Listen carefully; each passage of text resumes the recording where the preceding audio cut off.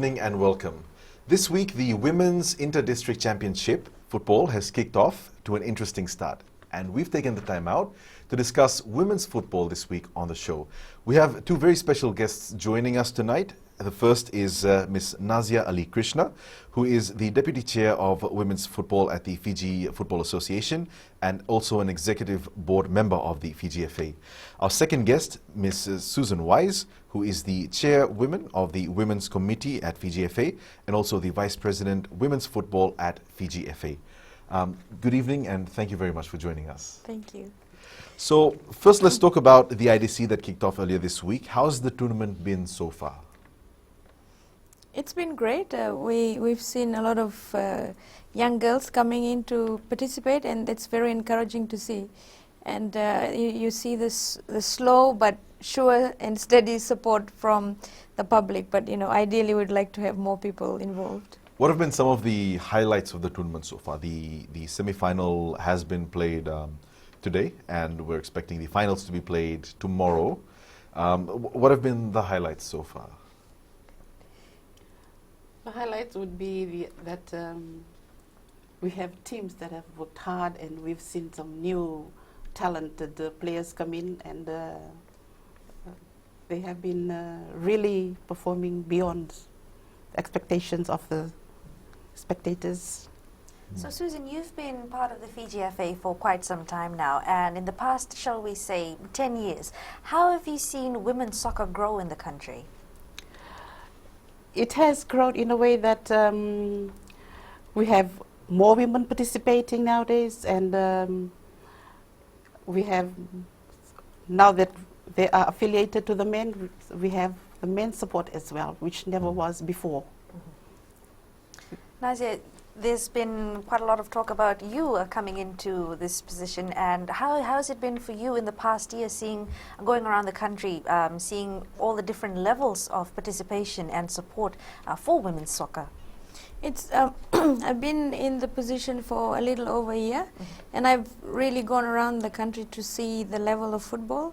You see there is a lot of interest, especially at the young age. Which, when I was growing up wasn't really the case, because most times you were told that, football is for boys and girls have to play netball. But I grew up in a very, male-dominated family. I have 6 brothers, and they all played football at some level. So I was exposed to the sport, so I appreciate it at a very young age. So when you go out in the field and you see young girls really showing interest and wanting to participate. I have little girls as young as 6 telling me, I want to be a footballer. And for me, that means that we have changed the mindsets over the years. But obviously, we've reached a certain stage. We still have a long way to go. So in organizing this tournament, I'd just like to know what happens behind the scenes and the work that is put in by both of you and the women's committees and the various executive committees into organizing an event like this. And is it substantially different from the male championships and the male soccer tournaments that we've seen earlier this year? I would say that it is the same as the men's championship. So we have the women's committee, and together with the men who sit and we prepare and plan. So more or less it is the same as the men's. And the willingness of various, stakeholders to come on board, for example, sponsorships and endorsements and things like that. Yeah, there is willingness, but I think there is room for improvement. I think, in any movement, whether it's to push women in sports or women in any field, it's always a challenge, because it's not normal as in the past, where women would dominate a certain field. So when we're trying, in the space of football, we know that it'll be a while before we can reach the level that we want to be in. But at the moment, we're very, happy that, organizations or companies like Vodafone have come in to support women's football. And that is the, sort of like the light at the end of the tunnel, because we know slowly we're gaining traction and people know that women can play football. Usually it's just like, girls kicking balls around on the field, but now they actually think that girls have the skills and the technical know-how to, play on the field and have a good match, so people can watch and enjoy. When we come back from our break, we'll talk about women's soccer at the grassroots level. Stay with us.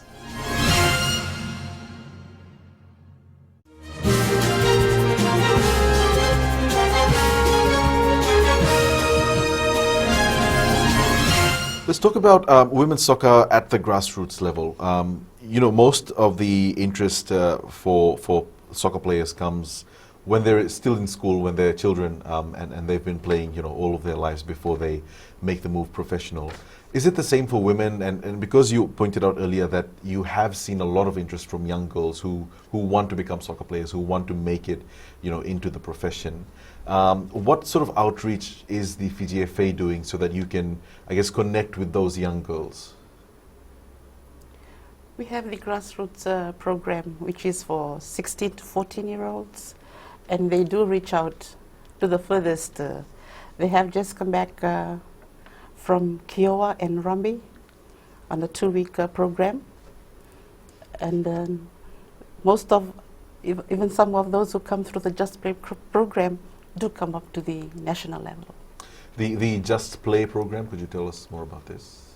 It's a program that's targeted for 16 to 14-year-olds, but it's for both boys and girls. The idea is really to introduce football as a sport.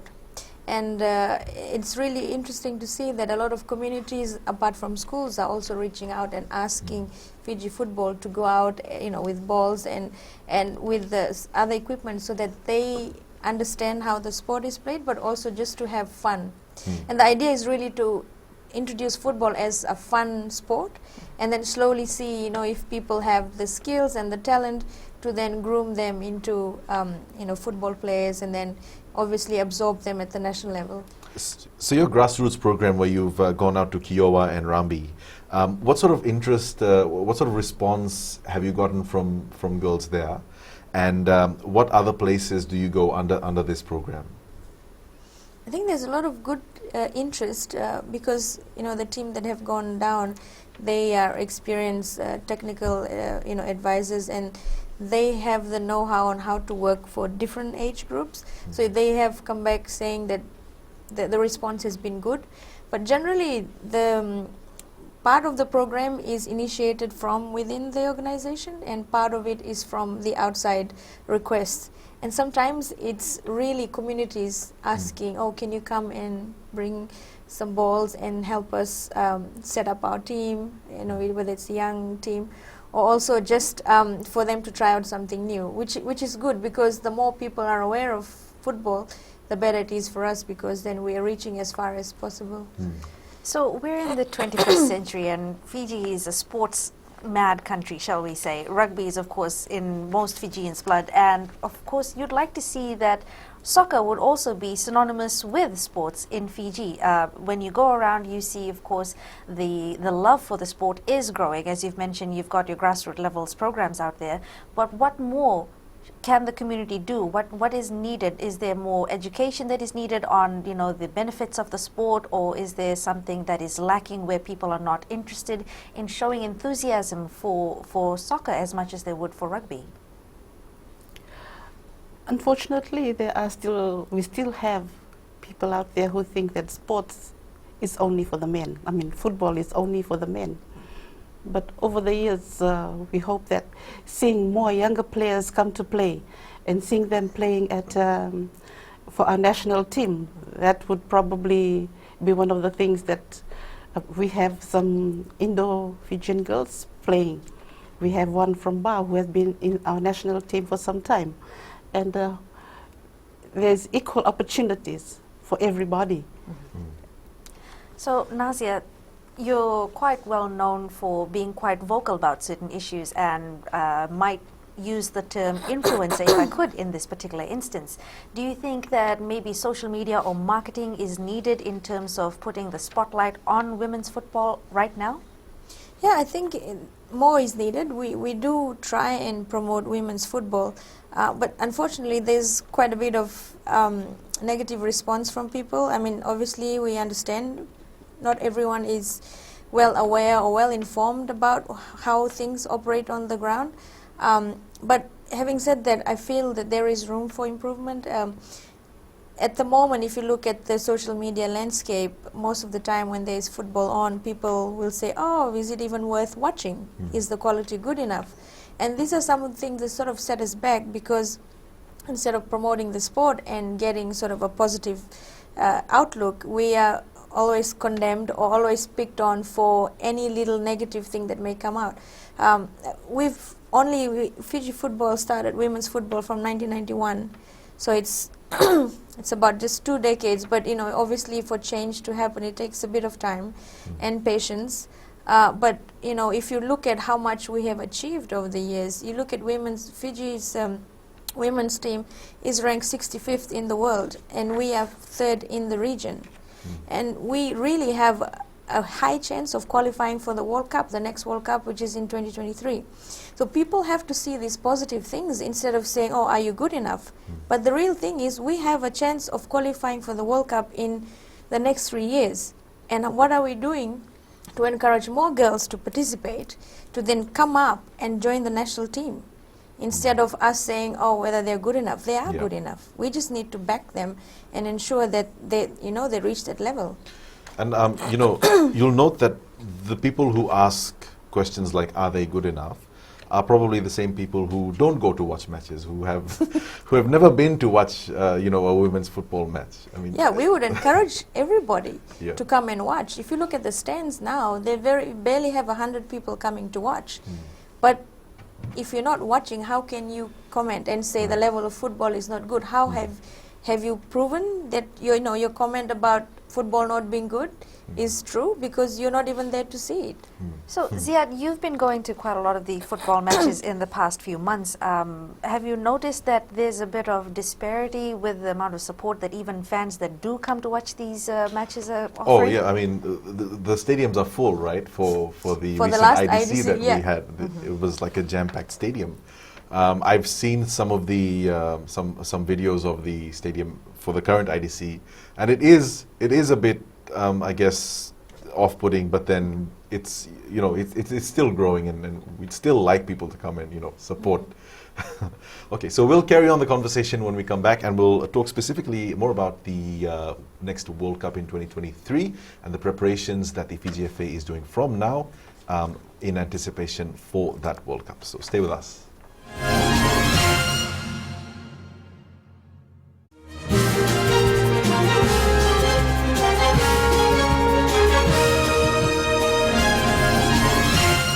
So the next Women's Football World Cup will be played in New Zealand and Australia in 2023.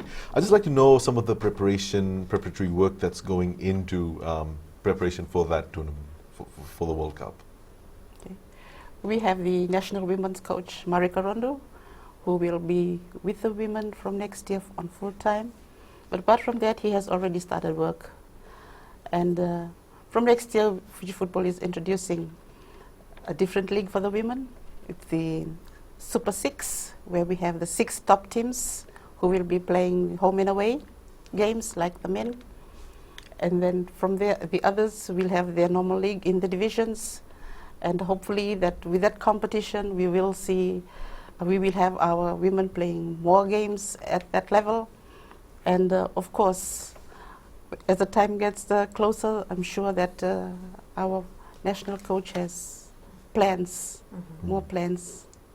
So COVID-19, of course, was a bit of a setback for everyone, especially for women's soccer as well. Have you seen that it has affected the players, the coaches, the teams in preparation for even the current IDC that we've gotten? Do you think that this is going to be something that's going to affect their preparations for the national team as well, leading up to the World Cup?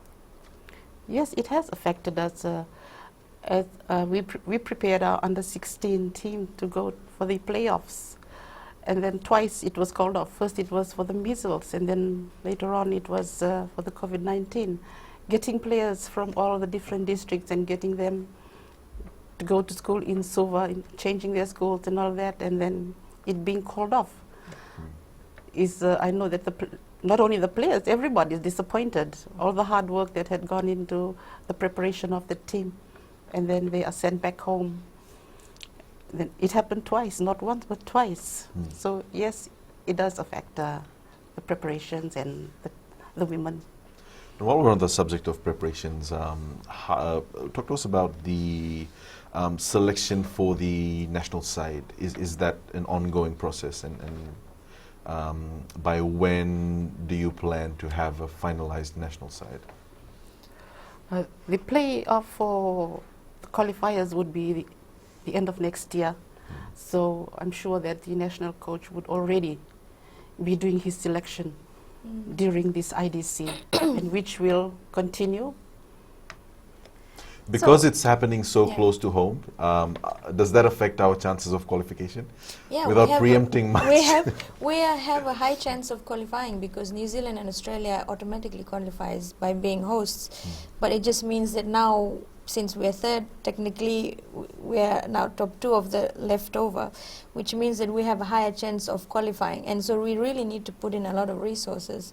And the coach, like Susan said earlier, has worked on plans, and part of his plan is talent identification, and he has a criteria on how to identify raw talent and also develop them, and also looking at the existing talent, how you can nurture and grow so that they become better than what they are at the moment. And at the moment, like she said earlier, during the IDC, the women's IDC, there are assessors who are looking at every match and looking at every girl that's out on the field playing and saying, okay, this person has potential. And everything's being recorded, and they will be reviewed and selected based on that. But it is obviously an ongoing process. It's not set in stone. The final team obviously will be named closer to the playoffs, but it is something that we have already started thinking and working, very vigorously on. So Marika Rondu, of course, a very qualified, very talented coach. And I don't mean to take away from his, qualification with my next question. Are you planning to have more women in coaching, refereeing, and leadership positions? Yes, we do. For the first time, we have 10 women referees who can actually do the center, control the game. And apart from that, we have assistant referees as well, so the number has increased, something which we never had before. We also have 2 women coaches who are on doing the B certificate. And I'm sure that as we go on, we will have more coaches. We have also a goalkeeper coach. She's an instructor now. So these other women who will all be there with Marika during the team preparation, helping out. So he will be probably the only man, and the others will be all women. And also, how do you, I guess, sort of ensure that there's equal participation and equal opportunities given to women as well to grow their expertise and to become, professionals? I think FIFA is helping us in that area. FIFA has a new direction in pushing for more women at all levels, which includes the leadership level, and that's how I came into my position. But really, to try and ensure that women are upskilled and qualified. I mean, one of the programs that we'll be working on next year is to get more coaches qualified, and also referees. And with the inclusion of this Super 6 Super League for women, we will be working very closely with the 6 clubs to ensure that they meet the standards and requirements of FIFA, which is very high. And this will be, sort of setting the groundwork for what the future would be for women, because that will require to have professional coaches, at the same time referees, but also working with, how a professional organization is run, like a club, at a professional level, so that when we do run this competition, we're really running it at a very high and professional level. Stay with us. We'll be back after a short break.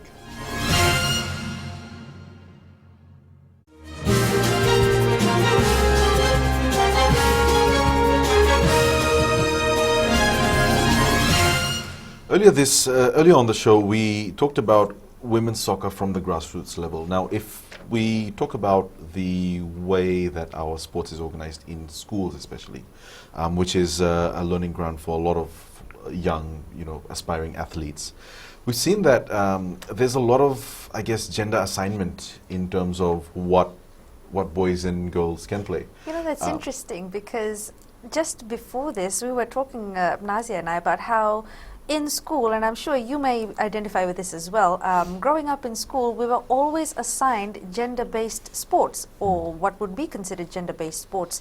you said yourself that you've got a family full of sporting fanatics, soccer fanatics, and you've always had an interest in the sport itself. I was always assigned to go and play netball, but I never once stepped foot on a netball court or touched a netball. And I had to actually sign something. My dad had to sign off and say that because I was playing soccer with the boys, if I got hurt, then the school wouldn't be liable for any injuries. Yeah, I mean, it's that sort of thing, you know. The boys will go and play soccer every PE class. The girls will go and play netball or you know, something like that. Hopefully that is changing. But would you like to comment on that? Yes, we can see it changing where we have, now that we have age groups, under 16s and under 19s, we also have those age groups in the OFC qualifications. So these are students from the various schools. I think they have been role models in their schools, and there are others who would like to follow the footsteps and would have taken up the sports. Yeah, and also if you look at one of our programs is Mom and Pop League, we actually see the mom and pops bringing in the kids, which is a huge change from the past. You know, when I was growing up, I think most of the time girls were told, okay, you just play netball, and if you don't qualify, you just sit on the side and watch everybody play if you don't have the right physique for it. But now you actually see parents are coming and pushing. So this is outside the school system. This is at very early ages. You know, kids as young as 4 are coming to kick around, and that includes girls as well. And sometimes you go to some of these clinics, you see there are more girls than boys, you know, which means that parents really think that girls are as good as boys to play any sport that they choose. And on that same note, we've seen that there are a lot of parents who you know, do nurture their children's talents really well. What advice would you give to a parent whose daughter probably really does take an interest in soccer? What can an individual parent do to sort of nurture that talent and make that child grow into the sport? Well, the child would need all the support that he could get from the parents, and it would be very encouraging. And also, I'm sure that the child would feel even better when the parent is there when they play, or even when they are in camp, they come to visit them. So you shared off camera a moment where you noticed that things are changing also in terms of development of the sport, where back in the day when women would be participating in tournaments, they would be showing up with battered boots.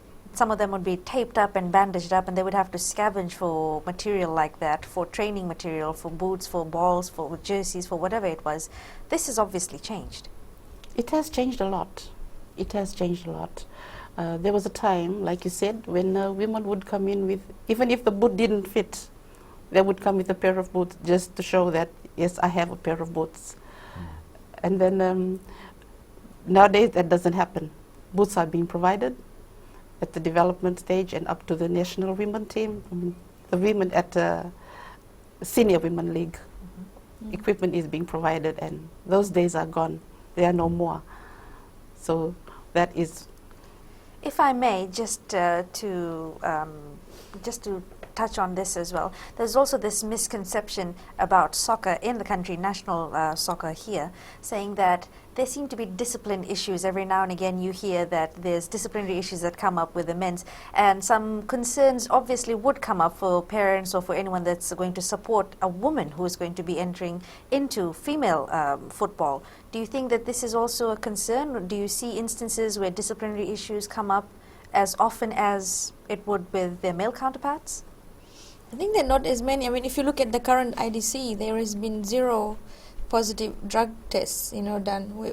After every match, there are drug tests done, and none of it has been positive. So, which means that, you know, the girls are really committed. They believe in us making sure that this is a fair game, and that, you know, all the rules are met. At the same time, you know, if you look at Fiji football itself, is coming hard on anybody who breaches this, because there is, you know, we have 0 tolerance for drugs. So if you see the men, you know, being penalized for testing positive, the women are looking at it and they say, no, we're not going to go down the track, because the moment you go through that, you are ruled out of football at every level. of football. So this is a huge thing that's at stake. So I mean, if you look at your question, I think it should be something that's more encouraging, because it's sort of curbed, because at any point they find any level of drugs in your system, then you're ruled out. We'll be back after a short break. In our final segment, we will discuss pay issues concerning women's football in Fiji.